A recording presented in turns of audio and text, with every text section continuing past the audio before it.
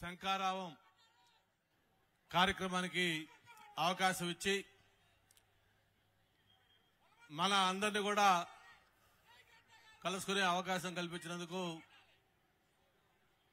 Telugu Desam party జాతీయ ప్రధాన కార్యదర్శి యువ నాయకులు మన పార్టీకి ఆశాజ్యోతిగా ఉన్న సోదరులు లోకేష్ గారికి, అలాగే వేదిక పైన తెలుగుదేశం పార్టీ కుటుంబ సభ్యులు, అలాగే జనసేన పార్టీ ఇన్ఛార్జ్ మరియు ఇతర సోదరులు రఘు, ఇతర పెద్దలకి, ఇక్కడికి విచ్చేసిన ప్రతి ఒక్కరికి కూడా పేరు పేరున అభినందనలు, ధన్యవాదాలు, నమస్కారాలు తెలియజేసుకుంటా ఉన్నాను. స్వర్గీయ అన్న ఎన్టీఆర్ గారు తెలుగుదేశం పార్టీ స్థాపించినప్పుడు చాలా మంది ఆయన్ని అవహేళన చేశారు. ఈయన ఒక సినిమా యాక్టరు, ముఖానికి రంగులు పూసుకుని ఆయనకి రాజకీయం తెలుసు, అవేంటూ ఆయన్ని హేళనగా ఏంటయ్యా మీ సిద్ధాంతం, మీ పాలసీ ఏంటంటే ఆ రోజు ఆయన ఒకే ఒక మాట చెప్పాడు, సమాజమే దేవాలయం, ప్రతి పేదవాడు కూడా దేవుడు, అటువంటి పేదవాడికి తినడానికి తిండి, ఉండటానికి ఇళ్లు, కట్టుకోవడానికి బట్ట కల్పించడమే నా ధ్యేయం, నా ఫిలాసఫీ అని చెప్తే ఎవరి నోట మాట రాల. అంటే ఒక్క వాక్యంలో ఈ సమాజానికి ఏం కావాలో అన్ని కూడా చెప్పిన మహానుభావుడు అన్న ఎన్టీఆర్ గారు. మరి 100 ఏళ్ల చరిత్ర ఉన్న కాంగ్రెస్ పార్టీని ఆ రోజు తన ఒక చైతన్య యాత్ర ద్వారా ఏదైతే ఒక సుడిగాలి పర్యటన చేసి కాంగ్రెస్ పార్టీని కోకటి వీళ్ల సహా పెకలించి ఈ దేశ రాజకీయాల్లో కొత్త మలుపు తిప్పిన వ్యక్తి అన్న ఎన్టీఆర్ గారు. అంతేకాదు తెలుగువారి యొక్క ఆత్మగౌరవం మొత్తం కూడా దేశానికి చాటి చెప్పిన గొప్ప వ్యక్తి అన్న ఎన్టీఆర్ గారు.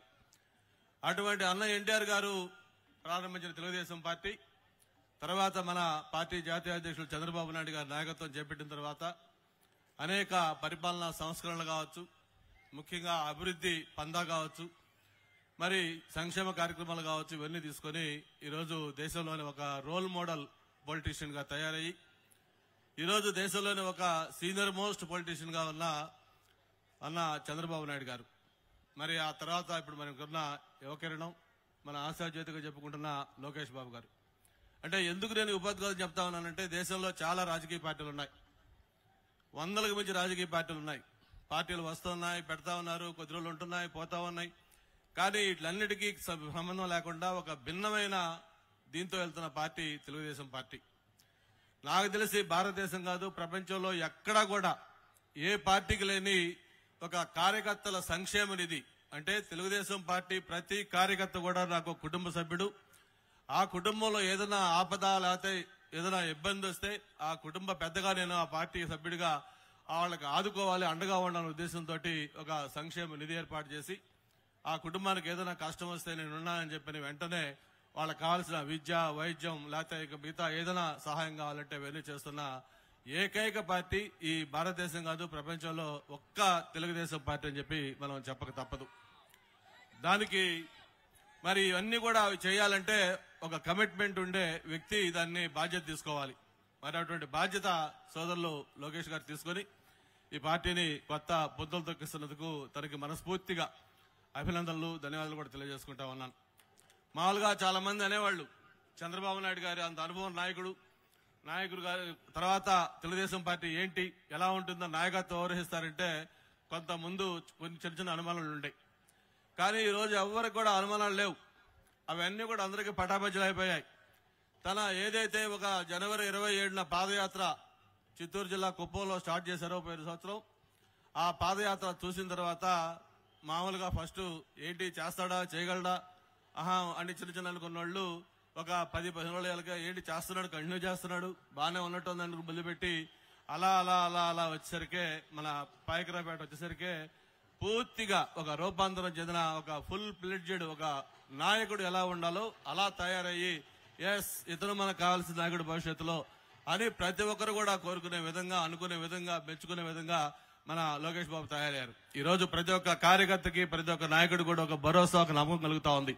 మాకు ఇంకొక 30-40 ఏళ్లు మాకు ఎటువంటి నాయకత్వం సమస్య లేకుండా కూడా మమ్మల్ని సమర్థవంతంగా నడిపించే నాయకుడు మాకున్నాడు అని ఈ రోజు అందరూ కూడా అనుకునే విధంగా ఈ రోజు తెలుగుదేశం పార్టీని తయారు చేసినందుకు లోకేష్ బాబు కూడా ప్రత్యేకంగా ధన్యవాదాలు తెలియజేసుకుంటూ, మరి ఈ రోజు మనం ఒక క్రిటికల్ జంక్షన్ లో ఉన్నాం. ఇప్పుడే అక్కడ లోకేష్ బాబు లోపల అవార్డులు ఇస్తూ చెప్పారు ఒక మాట, T20లో లాస్ట్ 3 ఓవర్లు ఇంపార్టెంట్ అని. బాబు నా ఉద్దేశం లాస్ట్ 3 ఓవర్లే కాదు, లాస్ట్ బాల్ కూడా చాలా చాలా ఇంపార్టెంట్. ఎందుకంటే చాలా మ్యాచెస్ లాస్ట్ బాల్లో 6 కొట్టి గెలిపించిన మ్యాచెస్ మనకు ఉన్నాయి. ఇప్పుడు మనం అటువంటి ఒక హిస్టారికల్ నెస్టీ, ఎందుకంటే ఈ రోజు ఆంధ్రప్రదేశ్ రాష్ట్రం అనేది ఎలా ఉందంటే ఒకప్పుడు అభివృద్ధికి ఒక ఆనవాలుగా ఒక చిరునామాగా ఉన్న ఆంధ్రప్రదేశ్ ఈ రోజు ఒక విధ్వంసానికి మారుపేరుగా తయారైంది. మరి 2019 ఎన్నికల్లో ఒక్క ఛాన్స్ ఇవ్వమంటే పాపం చాలా మంది మాలాంటి వాళ్ళు కూడా అనుకున్నాం, ఏంటి ఒక్క ఛాన్స్ అంటున్నాడు, నిజమో ఏమో సంథింగ్ అని చేస్తాడేమో అనే ఒక చిన్న దీంతో అందరూ కూడా మోసపోయారు, నమ్మారు. మరి ఎప్పుడూ చరిత్ర లేని విధంగా 151 ఎమ్మెల్యేలు ఇచ్చారు. మరి ఆ సీన్ కట్ చేస్తే మొన్న అసెంబ్లీ అయింది, చివరి అసెంబ్లీ సమావేశం. 151 మంది ఎమ్మెల్యేలు అయితే అసెంబ్లీ కోరం లేక వాయిదా వేసుకున్నాడు. అంటే ఈ రోజు ఆ నాయకుడి పరిస్థితి ఎలాగుందంటే 22 మంది ఎంపీలు, అలాగే ఒక 8 మంది రాజ్యసభ సభ్యులు, మొత్తం 31 మంది దాదాపు ఎంపీలు వాళ్ళకుంటే మొన్న పీఎంను కలవడానికి ఢిల్లీ వెళ్తే 3 ఎంపీలు హాజరయ్యారు. అలాగే అసెంబ్లీలో 151 మంది ఎమ్మెల్యేలు ఉన్న వాళ్ళు ఆ అసెంబ్లీ కోరం లేక సభ వాయిదా పడి చివరికి గ్రూప్ ఫోటో కూడా లేకుండా అసెంబ్లీలో వాయిదా చేసుకున్నారు. అంటే ఆ పార్టీ గ్రాఫ్ ఏ విధంగా పడుతుందనేది ప్రజల్లోనే కాదు, ఆ పార్టీ ఎమ్మెల్యేలు ఎంపీలు కూడా జగన్మోహన్ రెడ్డి గారిని ఎలా చూస్తున్నారంటే దానికి ఒక చిన్న ఉదాహరణ. అటువంటి ఒక ఈ ముఖ్యమంత్రిగా ఉన్న ఈ రాష్ట్రంలో దానికి చరంగతం పాడాలి, త్వరలోనే బై బై చెప్పి ఆయన్ని సాగనంపాల్సిన ఒక చారిత్రాత్మక అవసరం ఈ రోజు మన మధ్య ఉంది. మామూలుగా పాతోళ్ళు ఏదో ఒక సామెత చెప్తారు, ఆముదం చేలో ఆంబోతు పడింది అంటారు. ఇదంటే ఎక్కడన్నా ఒక మొత్తం పంట పొలం అంతా నాశనం అయిపోయిందంటే ఏదన్నా ఆముదం చేయాలంటే చాలా డెలికేట్ గా ఉంటుంది. దాంట్లోకి ఏదైనా ఒక బలమైన ఆంబోతు వచ్చిందంటే 1 నిమిషంలో మొత్తం పొలం అంతా సర్వనాశనం అయిపోయింది. అలాగే ఒక మంచి ఆంధ్రప్రదేశ్ రాష్ట్రంలో ఈ ఆముదం చేలో ఆంబోతు పడ్డట్టుగా ఈ జగన్మోహన్ రెడ్డి గారు ఈ రాష్ట్రంలో ప్రవేశించి ఒక విధ్వంసం, ఎంత విధ్వంసం అంటే పరిపాలన స్టార్టింగే ఫస్ట్ అఫీషియల్ మీటింగ్ పెట్టి ఆ ప్రజావేదిక కూల్చివేత ద్వారా తన పరిపాలన మార్పు ఏ విధంగా ఉంటుందో ఈ రాష్ట్ర ప్రజలకి ఆయన శాంపుల్ చూపించాడు. బహుశా నాకు తెలిసి దేశంలో కాదు ప్రపంచంలో ఎక్కడా ఉండదు ప్రభుత్వ భవనాన్ని, ప్రభుత్వం కట్టుకున్న దాన్ని ప్రభుత్వమే కూల్చివేయటం. అంటే బహుశా ఇది ఫస్ట్ ఆఫ్ ఇట్స్ కైండ్ చరిత్రలో. అటువంటి దాంతో ఈ పరిపాలన శ్రీకారం చుట్టాడు. ఆ రోజు నుంచి ఈ రోజు దాకా కూడా చూస్తే ఏ మాట కూడా నవరత్నాలు అన్నారు, లేకపోతే పాదయాత్రలో చెప్పారు, లేకపోతే ఎలక్షన్ సమయంలో చెప్పాడు. దాదాపు 900 పైగా హామీలు ఇస్తే మరి మొన్న చెప్తా ఉన్నారు, నేను అన్ని హామీలు అమలు చేశాను, 99% అమలు చేశాను, నాకు మీరు ఓట్లేయండి అని చెప్పి ఆయన అడుగుతా ఉన్నాడు.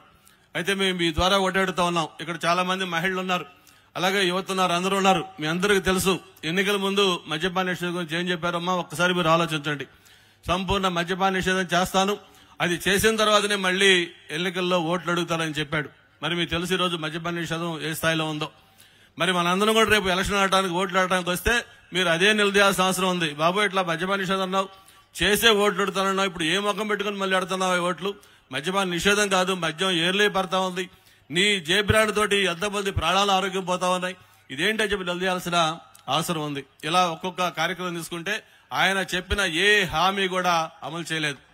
99% అమలు చేశారంటే ఒకటే చెప్తా ఉన్నా, మీకు పాయింట్ వైజ్ గా, నవరత్నాల వైజ్ గా, పాదయాత్రలో ఇచ్చిన హామీల వైజ్ గా, ఎలక్షన్లలో చెప్పిన హామీల వైజ్ గా ఎక్కడ ఎనీ ప్లేస్ ఎప్పుడని మేము సిద్ధంగా ఉన్నాం, నువ్వు ఏ హామీ పూర్తిగా అమలు చేసావో చెప్తే మేము దేనికైనా సిద్ధంగా ఉన్నామని చెప్పి కూడా తెలియజేసుకుంటూ, మేమైతే కూడా చేస్తున్నాం, నువ్వు 99% అమలు చేశానంటున్నావు, మేమైతే మీకు డేటా ఇస్తున్నాం, 85% హామీలు మీరు ఫెయిల్ అయ్యారు, మీకు ఓట్లు అడిగే నైతిక హక్కు మీకు లేదని చెప్పి ఈ సందర్భంగా మీకు మనం చేస్తా ఉన్నాం. అదేవిధంగా ఈ రోజు విశాఖపట్నం మన లోకేష్ బాబు గారికి ఈరోజు 4 ప్రోగ్రామ్స్ ఉన్నాయి. దీని తర్వాత గాజువాక, మళ్ళీ అనకాపల్లి, చోడవరం, ఎక్కువ సమయం కూడా మనకి లేదు ఇక్కడ. అందుకని 1-2 నిమిషాలు మీకు బ్రీఫ్ గా చెప్పి నేను ముగిస్తాను. విశాఖపట్నం ఒకప్పుడు ఇది సిటీ ఆఫ్ డెస్టినీ. అంటే ఎవరైనా దేశంలో ఒక రిటైర్డ్ పీపుల్ కానీ లేదు ప్రశాంతంగా ఉండాలనుకున్న వాళ్ళు ఎక్కడ సేవ్ చేసుకుంటారంటే విశాఖపట్నం వస్తారు. అటువంటి విశాఖపట్నం చంద్రబాబు నాయుడు గారి నాయకత్వంలో 2014-19లో హుదూద్ లాంటి ఒక భయంకరమైన సంఘటన జరిగితే 10 రోజుల్లో స్వయంగా ఆయన ఇక్కడే ఉండి విశాఖపట్నంలో పూర్తిగా కరెంటు దగ్గర నుంచి, వాటర్ సప్లై దగ్గర నుంచి ఎవ్రీథింగ్ నార్మల్ అయిపోయి ఒక సాధారణ పరిస్థితి వచ్చేదాకా కూడా ఇక్కడే ఉండి పరిపాలన అంటే ఏంటో మనకి చూపించారు. అటువంటి చంద్రబాబు నాయుడు గారిని చూసాం. మళ్లీ ఆ తర్వాత ఇప్పుడు 2019 నుంచి ఈ జగన్మోహన్ రెడ్డి గారి పరిపాలన చూస్తా ఉన్నాం. ఒక city of destiny, financial capital, ఒక ఉక్కు నగరం, ఇన్ని రకాలుగా ఉన్న ఈ విశాఖ నగరం ఈ రోజు ఒక క్రైమ్ క్యాపిటల్ గా అయింది. ఎందుకు నేను క్రైమ్ క్యాపిటల్ గా అయింది అంటున్నానంటే ఒకటే మీకు తెలుసు, గతంలో ఏదైనా కిడ్నాప్లు లేకపోతే ఇంకోటంటే ఎవరినో వ్యాపారస్తుల్లో లేకపోతే చిన్న చిన్న వాళ్ళలో అటువంటి జరిగేది. సాక్షాత్తు అధికార పార్టీ ఎంపీ, ఈ విశాఖపట్నం ఎంపీ, వాళ్ల భార్య అలాగే వాళ్ల పిల్లలు, అంతేకాక వాళ్ళకి మిత్రులుగా ఉన్న వ్యక్తిని కూడా ఎక్కడో ఊరు బయట శివార్లో కాదు, నగరం నడిబొడ్డున వాళ్ల ఇంట్లోనే 48 గంటల పాటు బంధించి చిత్రహింసలకు గురి చేస్తే ఇంకా సిగ్గు లేకుండా ఈ ప్రభుత్వం అధికారంలో ఉందంటే జగన్మోహన్ రెడ్డి సిగ్గుతో తలదించుకోవాలి. కనీసం అంత సీరియస్ ఇన్సిడెంట్ అయితే దాని మీద డీజీని పిలుసో లేకపోతే హోమ్ మినిస్టర్ పిలుసో లేకపోతే హోమ్ సెక్రటరీ పిలుసో ఒక్క రివ్యూ కూడా చేయకుండా ఇది మామూలులే మా పరిపాలన అని చెప్పని జగన్మోహన్ రెడ్డి వదిలేశారు. నిన్నగాక మనం చూసాం, ఒక ఎంఆర్ఓ మండల గెజిటెడ్ ఆఫీసర్ ఎంత దారుణం అంటే మధురవాడ, ఈరోజు ఒక హైదరాబాద్ లో మాదాపూర్, గచ్చిబౌలి లాంటి ప్రాంతం, అటువంటి మధురవాడలో అపార్ట్మెంట్ లో దాదాపు అందరూ ఉండే జనసమూహన ప్రాంతం, అక్కడ వచ్చి మనిషిని చంపేస్తే అడిగే నాదుడు లేడు. ఇటువంటి ప్రభుత్వానికి మనం చరంగతం పాడాలి. లోకేష్ నాయకత్వంలో మనందరం కూడా ముందుకెళ్లాలని కూడా తెలియజేసుకుంటూ మీ అందరికీ నమస్కారం. Thank you.